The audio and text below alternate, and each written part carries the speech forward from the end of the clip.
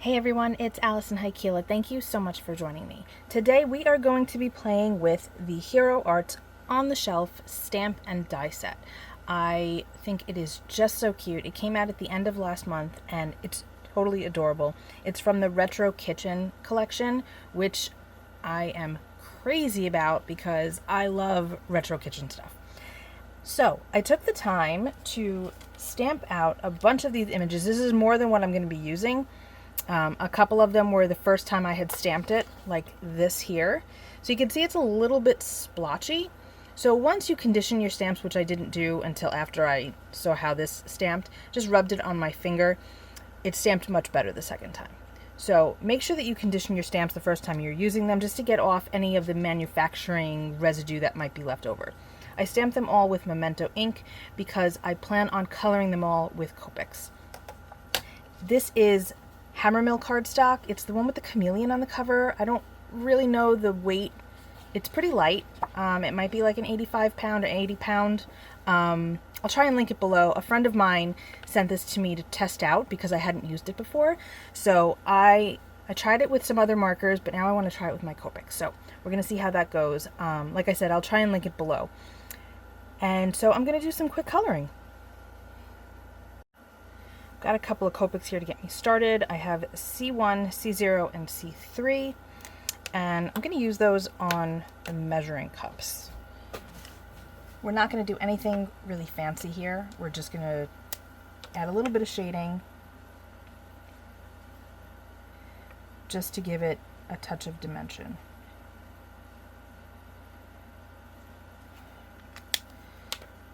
I'm actually going to go in with the C3. Because I definitely want this part to be the darkest. And under here, like so. And then I'm going to take my C1 and blend this out a little bit. Go in a circular motion. Just little circles, and then put some of that back here too. See? Simple, quick, not perfect, that's okay. I'm going to do the same thing with the small one. For my shelf, I grabbed T2, actually 2 shelves, but I want it to look white, but I want to give it a little bit of shading.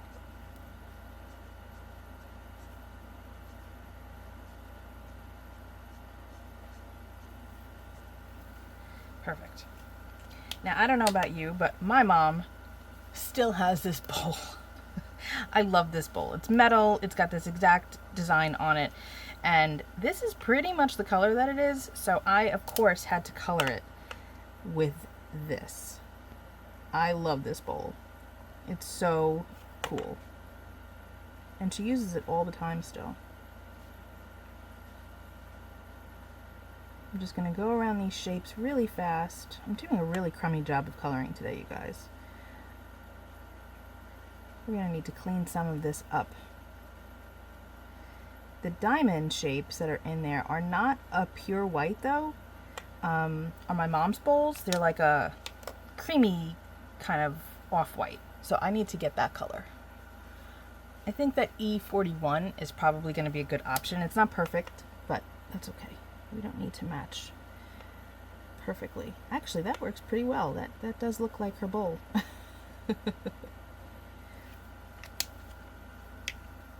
I have R14 to add a little bit of shadowing.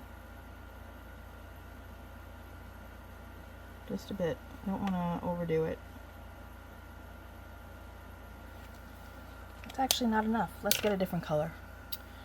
I'm going to try Prawn, which is one of my favorite reds, which is weird because it's a very orangey red, and those are not necessarily my favorite, but I do love this color. Yeah, that's right. This looks good.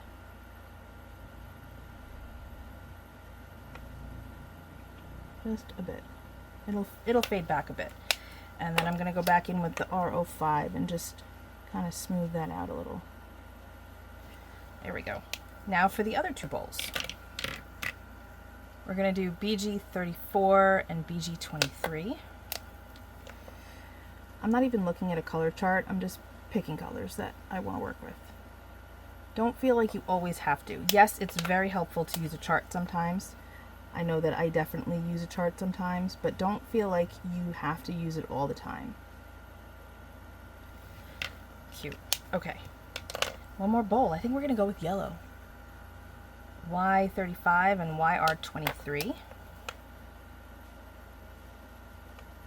And if you don't want to shade, you don't have to. You can definitely just keep it all one color. I just like to shade.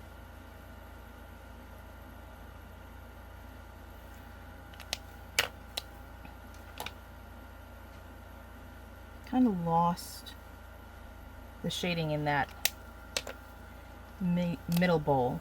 Let's go back in. That's better. Okay, cool. Cute, cute, cute. Okay, next up, we're gonna do the plant. I think that I want to use the same colors that I have in the bowls to coordinate. I think that would be fun. So I'm gonna start with, nope, not this one. I'm gonna start with R05.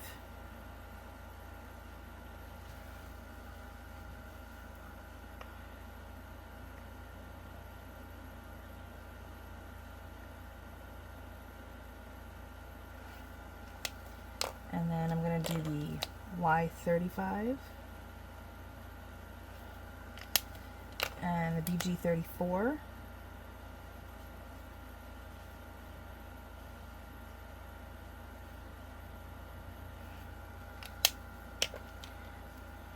And then I'm going to get my prawn.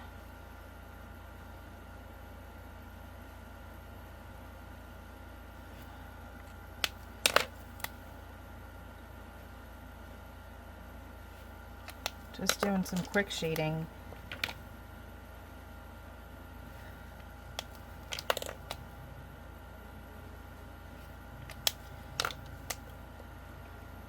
And then I'm layering this same color again to make it a little darker.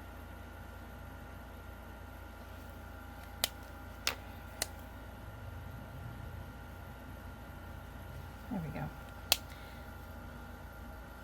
Whoop. I actually used the wrong color there. That's okay. We're just gonna fill it in. Just fill it in. Okay, green. YG17 and YG67. Oh, wrong side.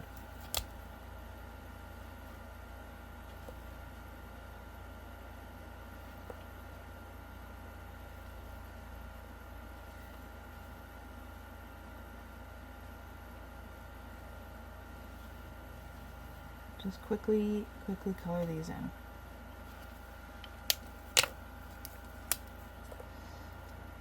And now I'm just gonna do a quick little flick at the base of each leaf to give it some shadowing. Super fast to do. You see that? Okay, I'm gonna do more of the same with the rest of these pieces and cut them out, and then we'll start putting everything together. Here are all of my pieces colored and cut out. The only color I added to the mix was YG11, and I used that on this jar. I have a thing for green glass. That's something else that my mom has, and it's just so pretty. And I know that the green glass that I'm referencing isn't really the green glass that's supposed to be on a jar like this, but if you're familiar with it, you know what I'm talking about, and it's just beautiful. So I wanted to incorporate that as well. So that brings me to another point. I'm going to push these off to the side. You know what? We're going to hold off on that point. I'm going to push this off to the side, and I am going to create a ground for this to all be on. If you watched my video from the other day with the Hero Arts cling stamp of the month and part of the card kit of the month for July 2025, I was talking about grounding things and how to make that happen.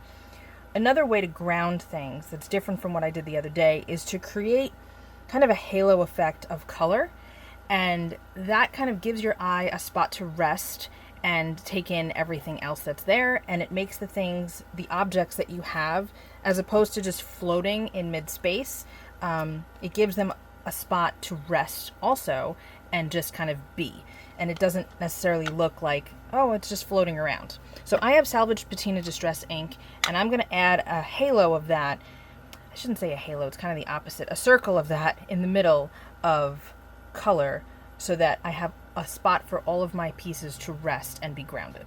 Okay, so the point I was going to make before, this video, well, this finished card, when it's done, is going to be part of an Instagram hop for Fandom Friday. And I participated in this last month too. I might have done it another time as well. Where we have a chosen theme and then we pick a fandom that relates to it. In this case, the hop theme feels like home. And I didn't really, usually we do like TV shows or movies or books or things like that, but I decided that my project for this month's Fandom Friday is going to be inspired by my mom. Hi, Mom. She usually watches my videos. I am a big fan of my mom. My mom has a lot of other fans too. Growing up, the kids in the neighborhood absolutely adored her, or I shouldn't even say the neighborhood, the town. All of my sister's friends, my friends, they all loved my mom. They all wanted my mom to be their mom, or at least an aunt. And yeah, I'm a big fan of my mom. I still am. She's awesome. She's super creative. She's so funny. She has fabulous taste in music. And I just love her so much. So I am making my Just Like Home Fandom Friday card for my mom and inspired by my mom and some of the things that she has in her kitchen. So that's that. And she's probably all like, oh, right now. And that's okay. And she's probably blushing and totally embarrassed because she doesn't have the most amount of confidence. She's pretty down on herself sometimes. So hopefully this gives her a bit of love and maybe a little confidence. Who knows? I don't know. If you know my mom and you're watching this video, send her some love. Maybe she'll read the comments. Okay. I think that's pretty good. It's a little wonky over here. Let's just extend it a bit. Okay. I think that that's fine.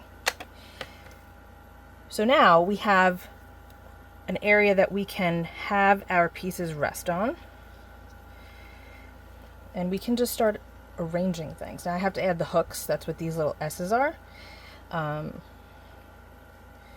wasn't going to have these two match, but I thought it was okay. Here's a little tip. So coloring those flowers or coloring around those flowers could have been tricky, but what I did was, because I used the yellow first, I covered the entire square, including the flowers, with the yellow, and then I went over it with my RO5. It made it so much easier because going around the flowers would have been annoying. So I'm going to do a little bit of arranging and let's see what we come up with. The bowls are really my centerpiece. Like, that's the most important thing. Also the measuring cups, because I want to use the no one measures up to you sentiment. So that's important as well. But I'm going to put those guys here, and I think I want my plant up there. How cute is this? But you see how adding that bit of salvaged patina makes it look like they have a home, they have a place, and it's not weird. It's not like, oh, they're floating in space, you know? I feel like maybe we'll go like this. Is that too much? Nah, that's actually cute. I think I can use all my pieces. Check that out. I think that's really cute. All right, I am going to glue these. You don't need to watch me do that. That'll be pretty tedious if you do. And then we'll move on. We'll get our card base together and see where we go from there. We're in the home stretch here. I used my Pear Blossom Press T-square to make sure that my shelves were nice and straight and centered, and they came out amazing. I love how this looks. It's so cute. My mom's gonna love this. Okay, so now what we need to do is add our sentiment. And some people might gasp, but I'm gonna do it right here, right on top, after I already adhered everything. Am I crazy? Yes. Is it gonna be fine? Yes. What if it isn't? We'll fix it. Sometimes you need to do the scary things. All right, ready? Deep breath. Perfect. Woohoo! Okay, cool. So now, I love this. This set is so great. I can't leave that card-based white, guys, so I'm going to take some Tutti Frutti Catherine Pooler ink, and I'm going to go around the edge. Look at that color. It matches the bowl and this doohickey perfectly. Is that for like pasta maybe? Maybe utensils? I don't know. It can be whatever you want. Oh, I love this color. Which is crazy because it's super orangey, and I'm not really an orange gal, but this is another thing. This color reminds me of my mom, I guess because of that bowl. Isn't that interesting how certain things remind you of people? And then it feels like home. See that? It all ties back to Fandom Friday. Speaking of which, Fandom Friday is every third Friday of the month on Instagram at 5 p.m. Central Standard Time. So that's 6 p.m. for you folks that are on the Eastern Seaboard like moi. So this card won't be on Instagram until then, but chances are you're watching this after the fact. So make sure that you hop along, take a look, and if you want to join us, then you just have to hit up my friend Artemis Made 1 and Journey Coach Jen, and you can join us. Check this out. And it's a nice low-key hop. You don't need to like make yourselves crazy about anything. It's super chill, great people, lots of talent. So I hope you'll join us at some point, or at least hop. Also, very happy with this Hammermill cardstock. Thank you, Tana, for letting me have some. And I think this is so cute. My mom's going to love it. I can't wait to give it to her. So happy Fandom Friday, everybody. I will see you all very soon with another video. Be well, stay safe. Peace out.